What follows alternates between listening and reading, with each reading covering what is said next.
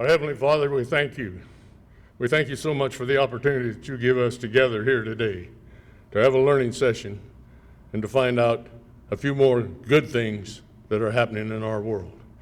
We just ask your blessing upon all of our Marines, wherever they may be, in harm's way or otherwise, on their families, on all of our veterans and all of our service personnel, wherever they may be. What I'd like to do now is announce the Marine of the Year Award for the Marine Corps Coordinating Council and tell you a little bit about our victim this year, our awardee. The recipient this year is Lieutenant Colonel John R. Stevens, USMC retired. It's hard to start other than chronologically and all the things that John has done. Sir, your life does us honor, and we thank you for it.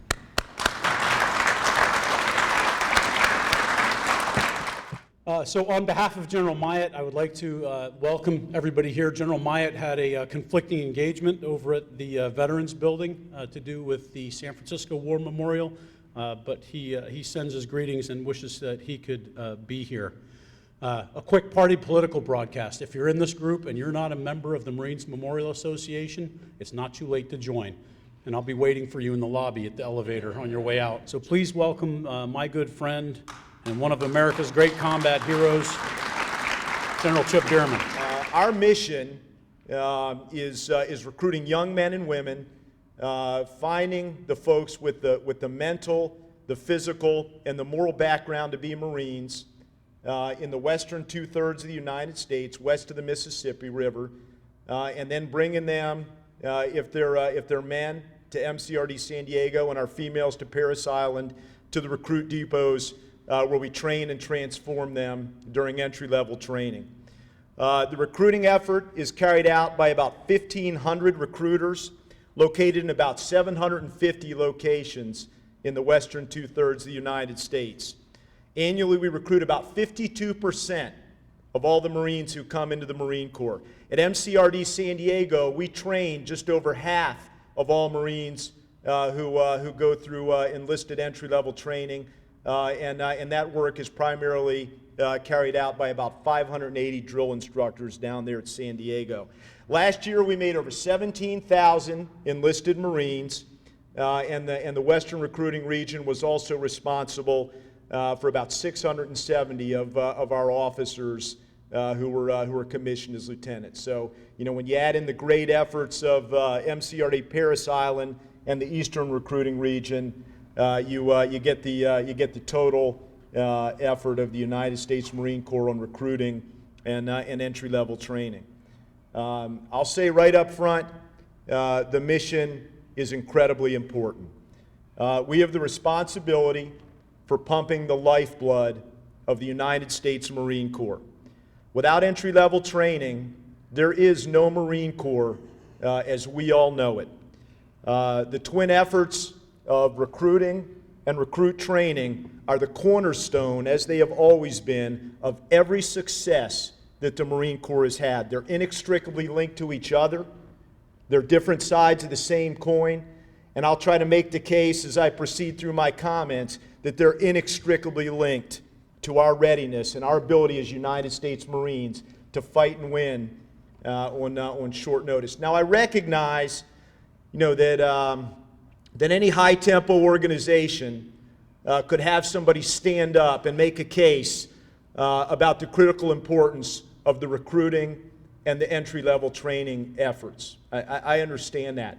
But I'll say that they're particularly important to the Marine Corps because of the nature of who we are and what our organization is. We just had the honor of having our Commandant, General Joe Dunford, out in San Diego, and in the process of an amazing talk which he gave to a number of the leadership of the Marine Corps Recruiting Command, he started off by talking about all the challenges that face the Marine Corps at this point in our history as he begins his tenure as the 36th Commandant. And I'd like to talk about the history of recruiting and recruit training since the advent of the all-volunteer force. The story of how we fought and scraped to get into the strong position we're in today. Success always has 1,000 fathers, But I think the true credit for revolutionizing the process of how we make Marines really primarily belongs to two great Marine Corps generals and commandants that you're all very familiar with. And I speak of General Lew Wilson and General Robert Barrow. In order to turn these often unmotivated and troublesome individuals into Marines, our boot camps became progressively more brutal. Motivation platoons were stood up at both recruit depots to handle the worst recruits. The thought process behind the motivation platoons was pretty simple. We will raise the level of physical and mental pressure on problem recruits to such a high level that they have no choice but to conform. And this placed, as you can all imagine, our officers and our drill instructors under tremendous pressure. They were put in incredibly stressful situations as they struggled to make Marines from terrible raw material. Major General Robert Barrow, who was the commanding general of Parris Island during this period, he issued a standing invitation for 3 straight years to the Commandant of the Marine Corps, General Cushman, saying, "Sir, Commandant, you need to come down to Parris Island and you need to look and see what I'm seeing to better understand the impact that the recruiting failures are having on recruit training in our Marine Corps." But the Commandant did not take him up on that offer. Reflecting back on this period, a great Marine General, Walt Boomer, would say this, quote, we have proved that our recruit training, as good as it is, cannot turn unintelligent, poorly motivated physical wrecks into United States Marines. Recruiting high applicants for the Corps is terribly expensive, but the price of not doing it is disaster, unquote. The Marine Corps still hadn't sunk as low as we were ultimately going to sink, but help was on the way. In June of 1975, Lew Wilson was promoted to full general and he became Commandant of the Marine Corps. At his assumption of command, Wilson laid out his intent in one very short sentence to the entire Marine Corps. I call upon all Marines to get in step and to do it now and do it smartly. Amongst the many challenges that he faced, Wilson was determined to first and foremost fix recruiting and recruit training. One of the first things he did was call on Major General Robert Barrow to become the Marine Corps' new manpower chief. He pulled him up from Parris Island. I think you all are familiar with both of these two legendary Marines, but it's hard to imagine a more respected and qualified pair of Marine generals stepping up to solve the Marine Corps' manpower crisis than these two.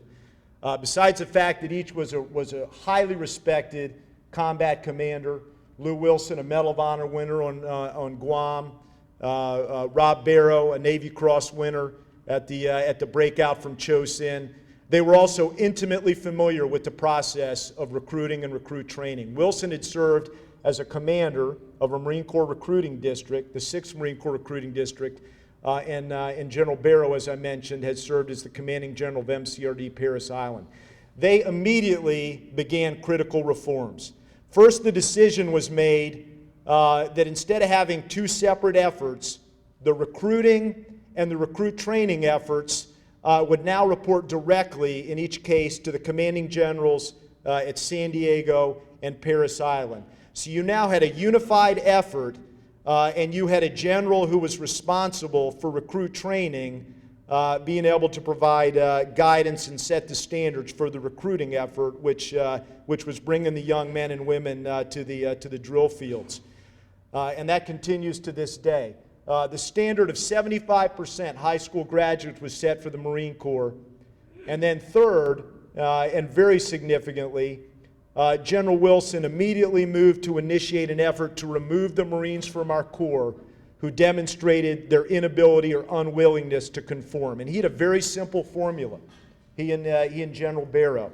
We're going to raise the health, the climate, the readiness, and the combat effectiveness of our Corps by getting rid of those who don't belong, and then we're going to replace them with young men and women of significantly higher quality. A zero-sum game, but tremendously dependent on a significant improvement to the recruiting and the recruit training effort. It should also be noted that during every single month 48 months of General Krulak's tenure as Commandant, despite higher enlistment standards and tougher recruit training, the Marine Corps Recruiting Command alone, of all the service's recruiting organizations, made its recruiting mission every single month. And then General Krulak's successor, General Jim Jones, would continue this unbroken string of success for another 4 years as Commandant. So that's a little bit of history on how we got to where we are today. And I will tell you all that pride and success continues right up to the very present, where Marine recruiters and drill instructors are concerned. We continue to spare no effort to find individuals with the talent, the energy, the commitment, and the performance capabilities to be Marines. And in the process, we do not compromise our standards. There are standards still imposed by DOD. There are Marine Corps standards, and at this point in recruiting, we are even exceeding our own high standards. Last year, of almost 35,000 Marines that were enlisted into our Corps, 99.9% were high school graduates. The only ones that weren't, it was probably some issue with the young man or woman being homeschooled, but they had the equivalent of a high school education. 74% of the Marines that we enlisted were from mental group 1 to 3 Alpha, and of almost 35,000 Marines that we put into the Corps last year, about 3 dozen had any sort of felony conviction, and those were all waivers that were only approved at the general officer level.